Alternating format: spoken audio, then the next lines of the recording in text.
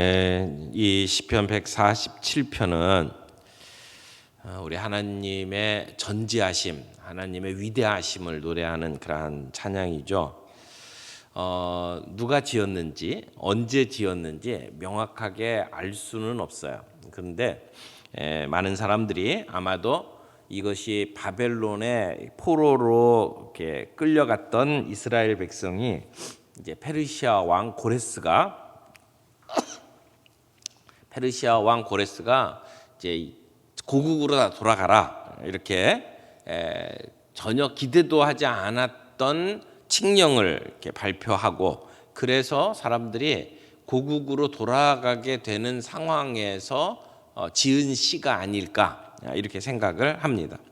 그리고 지금 이제 오늘 우리가 함께 읽은 이 시편 147편은 146편에서 150편까지 하나님을 찬양하라라고 하는 뜻의 할렐루야로 시작하는, 그래서 할렐루야로 시작하고 할렐루야로 끝을 맺는 할렐루야 시편 중에 하나다 이렇게 말할 수가 있습니다. 1절 말씀 우리 같이 볼까요? 할렐루야, 우리 하나님을 찬양하는 일이 선함이요 찬송하는 일이 아름답고 마땅하도다. 여기 찬송하는 일이 아름답고 마땅하도다, 그 앞에는 선하도다 이렇게 이야기를 하고 있어요. 뭐가 선하고 뭐가 아름답다는 거예요? 하나님을 찬양하는 일이 선하고 아름답다는 거예요.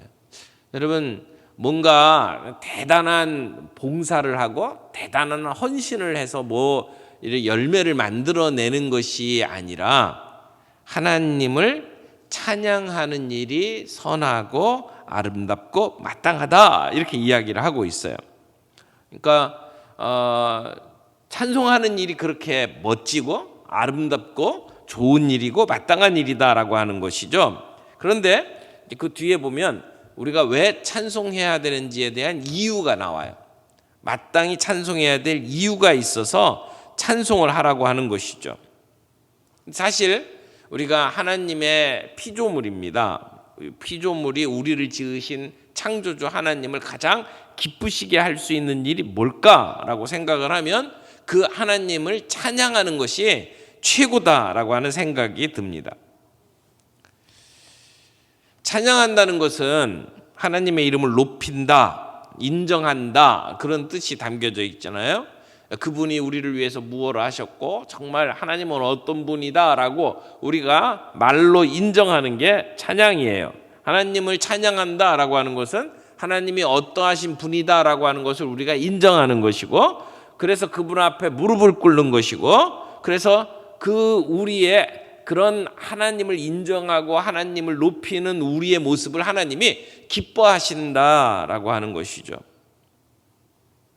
근데 우리 1절 보게 되면 1절에 하나님을 찬양하는 일, 그 다음에 뒤에는 찬송하는 일, 그래서 찬양, 찬송 이렇게 번역이 되어 있는데, 히브리어 원문을 보게 되면 앞에 있는 찬양이라는 것이 잠메라라고 하는 단어를 사용을 했고, 뒤에 찬송이라고 하는 것은 테힐라라고 하는 단어를 사용을 했어요.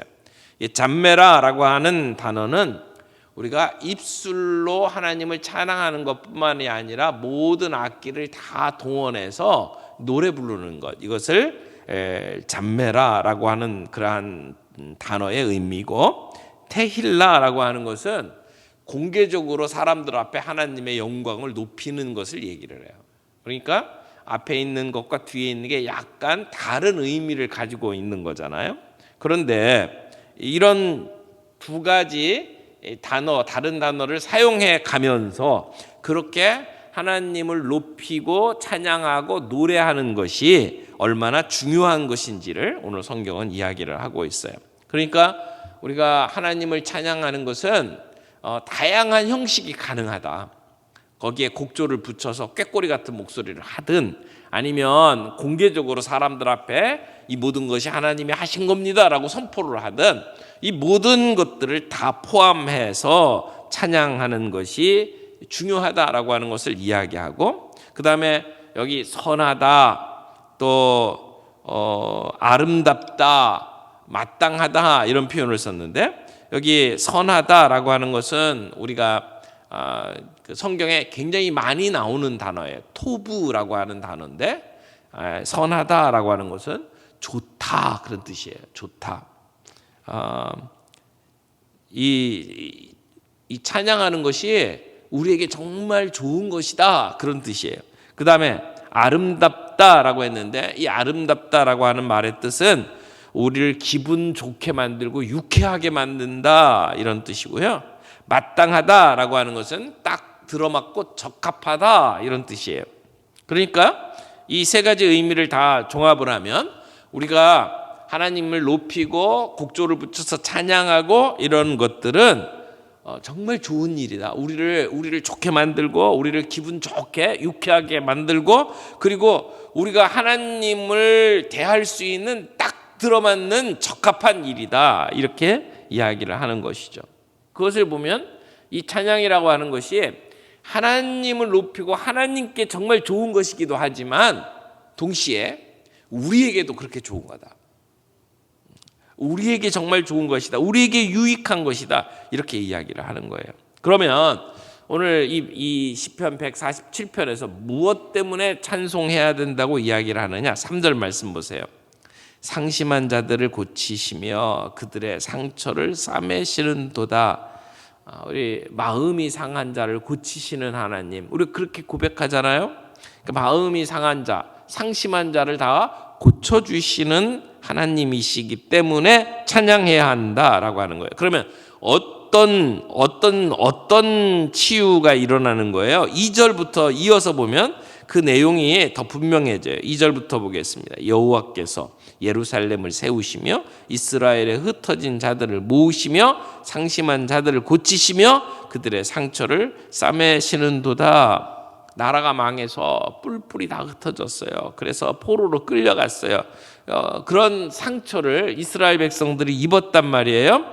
그들의 마음, 그들의 정서 다 무너져 버렸어요. 그렇지만 하나님께서 그 망한 나라를 일으키시고 회복시키시고 상처받은 백성들의 마음을 이렇게 고쳐서 치료하신다라고 하는 것을 이야기를 하는 거죠. 그것 때문에 지금 찬양해야 된다라고 이야기를 하는 거예요. 이 비슷한 내용이 이사야서에서 나오죠. 이사야서에 보면 이사야 61장 1절에 보면 이렇게 찬양합니다. 주 여호와의 영이 내게 내리셨으니 이는 여호와께서 내게 기름을 부으사 가난한 자에게 아름다운 소식을 전하게 하려 하심이라. 나를 보내사 마음이 상한 자를 고치며 포로된 자에게 자유를 갇힌 자에게 노임을 선포하며 이렇게 이야기를 하죠. 그러니까 지금 이사야도 우리를 치유하시는 마음이 상한 자를 고치시는 하나님을 찬양을 하고 있는 거예요. 그것이 오늘 이스라엘 역사 속에 실제로 벌어지는 거예요. 나라 잃고 포로로 끌려갔던 자들이 포기하면서 살아가는 사람들에게 어느 날 갑자기 너희 나라로 돌아가라 라고 하는 선포가 이루어졌다는 거예요. 하나님께서는 우리가 잘못하실 때 할 때에 우리를 치시는 하나님, 우리에게 징계하시고 책망하시는 하나님이시기도 하지만 동시에 하나님은 우리를 치유하시는 하나님이다. 여호와 라파, 치유하시는 하나님, 흩어졌던 자들을 다시 돌아오게 만드시는 하나님이시다. 그러니까 찬양해야 될 첫 번째 이유가 뭐다? 우리를 치유하시는 하나님이시기 때문이다 라고 하는 것이죠. 또 우리가 찬양해야 될 이유가 계속 이어지는데 뒷부분부터 먼저 살펴보죠. 오늘 우리가 함께 읽지 않았는데 10절부터 12절까지의 내용을 쭉 보게 되면 이것 때문에 감사하라고 이야기를 해요. 10절에 여호와는 말의 힘이 세다 하여 기뻐하지 아니하시고 사람의 다리가 억세다 하여 기뻐하지 아니하시고. 여기 말의 힘, 이렇게 군마들 있죠. 전쟁을 할 때는 말 타고 싸우잖아요. 사람이 말하고 싸워서 이길 수가 없어요. 말의 힘이 대단합니다. 그래서 말의 힘 그러면 이건 군사력을 이야기하는 거예요. 사람의 다리는 힘을 상징하는 말이죠. 근데요, 이 이스라엘 백성들이 이런 힘을 다 경험을 했잖아요. 바벨론의 침공을 받고 그들이 얼마나 무서운 사람들인지를 경험을 했잖아요. 강대국에 의해서 그 말발굽 아래에 처참하게 무너지는 것을 경험했던 사람들이잖아요. 그래서 지금 포로로 끌려왔잖아요. 그러니까 말의 힘이 얼마나 센지를 요즘 표현으로 레알하게 이미 다 경험을 했단 말이에요. 근데 이 시인이 시편 기자가 깨달은 게 하나 더 있어요. 뭐냐면 여호와 하나님은 말의 힘이 세든 아니든 사람의 힘이 다리가 억세든 아니든 상관없이 하나님은 그런 거 기뻐하지 않으신다라고 하는 거예요. 여기 10절 11절에 보게 되면 하나님이 이런 거는 기뻐하지 않으신다. 말의 힘, 사람의 다리, 힘센 거 기뻐하지 않으신다. 그러면 뭘 기뻐하냐? 11절에 보니까 여호와는 자기를 경외하는 자들과 그의 인자하심을 바라는 자들을 기뻐하시는도다. 정말로 하나님이 기뻐하시는 게 뭐냐? 하나님을 경외하는 사람, 하나님의 인자를 바라는 사람. 여러분, 하나님의 인자를 바라는 사람, 그걸 하나님이 기뻐하신대요. 그 얘기는 뭐예요? 우리가 하나님 앞에 뭘 증명해 보여야 되는 게 아니에요. 내가 하나님을 위해서 이렇게 멋지게 살았습니다. 내가 하나님께 이런 일을 이루어 드렸습니다. 하나님이 그걸 기뻐하시는 게 아니라 하나님 도와주세요라고 하나님의 인자하심을 바라보고 의지하는 사람을 하나님 기뻐하신다는 거죠. 그래서 오늘 이 시인이 그렇게 노래를 합니다. 12절에 보니까 예루살렘아 여호와를 찬송할지로다. 시온아 내 하나님을 찬양할지어다. 지금 포로로 끌려가 있던 사람들이 뭐 대단한 업적을 남겼나요? 그들이 무슨 뭐 성전을 짓고 그들이 뭐 대단한 제사를 드렸나요? 그게 아니고 그 힘든 가운데 하나님하고 하나님을 바라보는 것 자체를 하나님이 기뻐하신다는 거예요. 그래서 찬송할지어다. 노래를 부르는 거죠. 그러면 하나님이 어떠하신 하나님, 하나님의 인자하심이 어느 정도냐라고 하는 것이 이제 앞부분에 다 나와요. 그게 이제 8절에 그가 구름으로 하늘을 덮으시며 땅을 위하여 비를 준비하시며 산에 풀이 자라게 하시며 들짐승과 우는 까마귀 새끼에게 먹을 것을 주시는도다. 하나님의 인자하심, 사랑하심을 이렇게 표현을 하는 거예요. 하늘에 구름이 걸리도록 만들고 그 구름 가운데 비가 오게 만드시는 하나님. 그래서 하나님은 그 인자하심으로 그 땅에 있는 모든 사람들이 배불리 먹고 마실 수 있도록 만들어 주시는 하나님. 뿐만 아니라 산에 풀이 자라게 하시고 산에 풀 하찮은 것들이잖아요. 보잘것없는 것이잖아요. 아무도 관심 가지고 있지 아니하는 풀조차도 하나님께서 구름을 준비하시고 비 내려주셔서 그들을 자라게 만드신다. 그리고 여기 들짐승, 우는 까마귀 새끼 이렇게 이야기를 하죠. 들짐승은 사람들의 보호를 받지 못하고 사는 야생 동물들을 이야기하는 것이고, 특별히 까마귀, 성경에서 보통 까마귀는 부정한 짐승이에요. 유대인들은 까마귀가 새끼를 낳자마자 버린다라고 생각을 하고 있습니다. 그래서 까마귀 새끼, 아무에게도 관심의 대상이 되지 못하고 오히려 부정하다고 꺼리는 그러한 대상, 심지어 어미에게서까지도 버림받는 그러한 존재. 그런데 하나님께서는 그런 들짐승과 까마귀 새끼까지도 돌보시는 하나님, 그들에게 먹을 것을 주시는 하나님. 그러면 하나님께서는 산에서 자라는 잡초들, 그리고 들짐승, 사람들이 부정하다고 여기는 까마귀 새끼들까지도 관심을 가지고 키우시는 하나님이시라면, 그러면 하나님의 자녀는 하나님이 내버려 두실까요? 그런 얘기예요. 하나님은 그렇게 인자가 많으신 분이다라고 하는 거예요.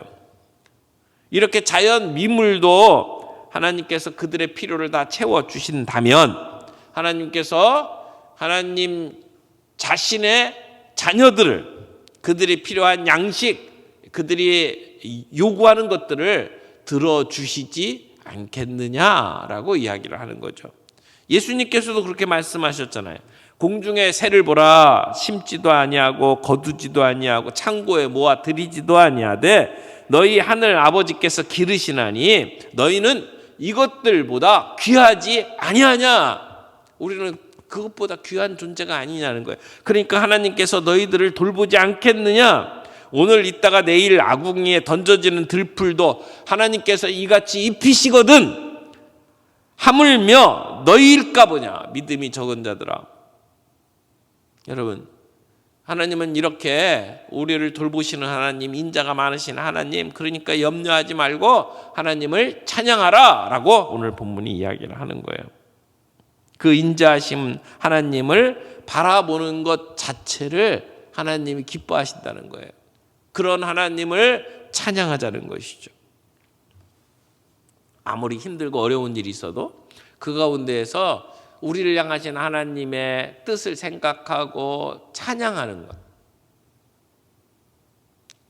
어떤 책을 보니까 이런 이야기가 있더라고요. 일본에 아오모리라고 하는 현이 있어요. 저 북쪽 그 제일 꼭대기에 있는 섬이 삿포로가 있는 홋카이도 섬이고요. 그 홋카이도 바로 밑에 이렇게 섬 꼭대기에 아오모리라고 하는 현이 있어요. 그 아오모리에 유명한 게 사과예요. 사과. 우리 뭐 이렇게 그 우리나라 어느 지역에 어떤 사과 이렇게 얘기하는 것처럼 일본 안에서는 아오모리 사과 그러면 굉장히 유명합니다. 그런데 사과를 거둘 철이 되면 이 태풍이라는 게 불어와 가지고 이 모든 그 과일들을 다 떨어 버리는, 이렇게 나무에서 떨어뜨려 버리는 그런 재해들이 일본에 종종 나타나죠. 근데 어느 해에 태풍이 지나갔어요. 거의 재앙이에요. 모든 사과가 다 떨어져 버린 거예요. 정말 그 금쪽같이 키웠던 사과가 땅바닥에 다 나뒹굴어요. 대부분의 사람들이 하늘을 향해서 원망하고 낙심하고 이런 상황이었는데, 그때 예수 믿는 농부 한 분이 그런 상황 속에서 하나님을 찬양하며 감사했대요. 감사 기도를 한 거예요. 아직도 그래도 매달려 있는 사과가 있는 것을 인해서 하나님께 감사하면서 기도를 했대요. 어차피 떨어진 사과를 보면서 원망하고 불평해도 그 떨어진 사과가 다시 나무에 붙을 리는 없을 거 아니에요. 그래서 아무리 힘들고 어렵지만 그래도 감사하자 이런 마음을 가지고 기도하는데 갑자기 마음속에 기발한 아이디어가 떠오르는 거예요. 그래서 그걸 실행에 옮겼대요. 근데 그게 뭐였냐면 일본에도 그 입시 경쟁이 굉장히 심하잖아요. 근데 그 입시하는 철하고 이게 이렇게 맞물려 가지고 이 사과에 의미를 부여하자. 그래서 그 사과에게 이름을 절대 떨어지지 않는 사과 이렇게 이름을 붙였대요. 그리고는 광고를 한 거예요. 절대 떨어지지 않는 사과. 그러니까 입시를 앞둔 가정들이 다 그 사과를 산 거죠. 그래서 이 광고를 해가지고 온라인으로 판매를 했는데 판매 광고 올라간 지 3분 만에 매절됐대요. 되게 웃기죠. 그 다른 사람들이 다 낭망하는 가운데 감사하자라고 생각을 하면서 기도하다가 얻은 아이디어랍니다. 평소에 받던 것보다 훨씬 비싼 가격으로 그 사과를 팔 수 있었다라고 이야기를 합니다. 아무리 어려운 위기에 코너에 몰렸다고 할지라도 우리가 인자하신 하나님을 바라보면 우리는 그 가운데에서 찬양할 수 있고 감사할 수 있다라고 말하는 겁니다. 그런데 오늘 이 본문 안에서 보게 되면 이 시인이 감사하는 방법 하나가 나와요. 근데 그 감사하는 방법이 뭐냐면 4절 5절 말씀 좀 보겠습니다. 4절 5절. 그가 별들의 수요를 세시고 그것을 다 이름대로 부르시는도다. 우리 주는 위대하시며 능력이 많으시며 그의 지혜가 무궁하시도다. 지금 이 시인이 하늘의 별을 보면서 찬양해요. 여러분, 하늘의 별들이 몇 개나 있을까요? 개수 아세요?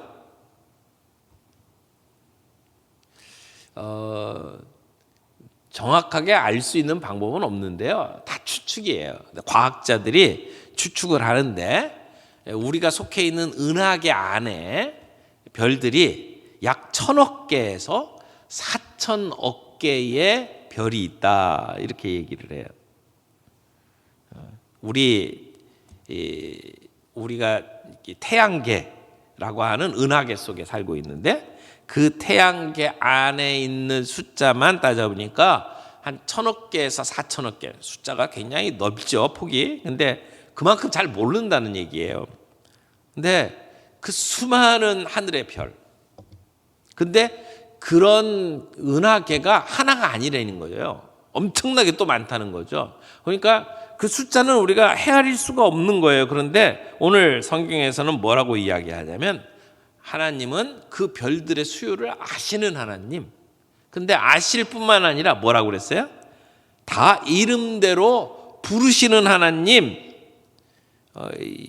이름을 부른다라고 하는 얘기는 그 이름을 지어준다, 그런 의미죠. 하나님께서 그 이름을 지어주고 특별한 관계를 맺고 그것을 다스리신다라고 하는 이야기를 하는 거잖아요. 그래서 이 시편 기자가 대자연을, 하늘을 바라보며 별들을 바라보면서 하나님의 이름을 높이고 있는 거죠. 그런데 그 뒷부분에, 우리가 읽지 않은 뒷부분까지 가게 되면 16절에 보면 눈을 양털같이 내리시며 서리를 재같이 흩으시며 우박을 떡 부스러기같이 뿌리시나니, 지금 하나님의 이름을 높이며 찬양하는데 이런 자연 만물을 보면서 찬양을 하는 거죠. 지금 우리가 살아가는 세상에 이 자연의 아름다움 우리가 보잖아요. 그런데 그것을 보면서 그 자연이 위대하다, 신비하다, 그걸 얘기하는 게 아니고 그것을 창조하시고 오늘도 그것을 다스리고 계시는 하나님이 얼마나 인자하신 하나님이냐, 얼마나 멋지신 하나님이냐, 그렇게 이야기를 하는 거예요. 그러니까 하나님을 찬양하는 방법 중에 하나가 우리의 눈을 들어서 우리의 자연 세계를 바라보면서 푸른 하늘을 바라보면서 내 얼굴에 부딪혀오는 바람을 느껴가면서 하나님을 찬양하고 있다는 거예요. 밤하늘의 별들을 보면서 하나님을 찬양하고 있는 거예요. 우리가 그렇게 하나님을 찬양할 수 있기를 바랍니다. 지금 오늘 이 시편의 시인이 하나님을 찬양하는 모습들을 보세요. 그 들녘에 있는 풀들을 보면서도 하나님을 찬양하고, 그 까마귀 새끼를 보면서도 하나님을 찬양하고 있잖아요. 오늘 우리의 자연 만물을 보면서 그 하나님을 찬양하고 있는 시인의 모습처럼 우리들의 삶 속에서도 그렇게 하나님을 노래하며 찬양할 수 있기를 바랍니다. 우리 찬송가 78장을 보게 되면 그런 찬송이 있어요. 저 높고 푸른 하늘과 수많은 빛난 별들을 지으신 이는 창조주, 그 솜씨 크고 크셔라. 날마다 뜨는 저 태양, 하나님 크신 권능을 만백성 모두 보라고 만방에 두루 비치네, 이렇게 찬양하고 있죠. 해지고 황혼 깃들 때 동편의 달이 떠올라 밤마다 귀한 소식을 이 땅에 두루 전하네. 행성과 항성 모든 별 저마다 제 길 돌면서 창조의 기쁜 소식을 온 세상 널리 전하네. 엄숙한 침묵 속에서 뭇별이 제 길을 따르며 지구를 싸고 돌 때에 들리는 소리 없어도 내 마음 귀가 열리면 그 말씀 밝히 들리네. 우리를 지어내신 대주제 성부 하나님, 이렇게 찬양하죠. 이런 찬양이야말로 정말 자연 만물을 보면서 하나님의 이름을 높이는 그런 대표적인 찬송이 아닌가 하는 생각을 합니다.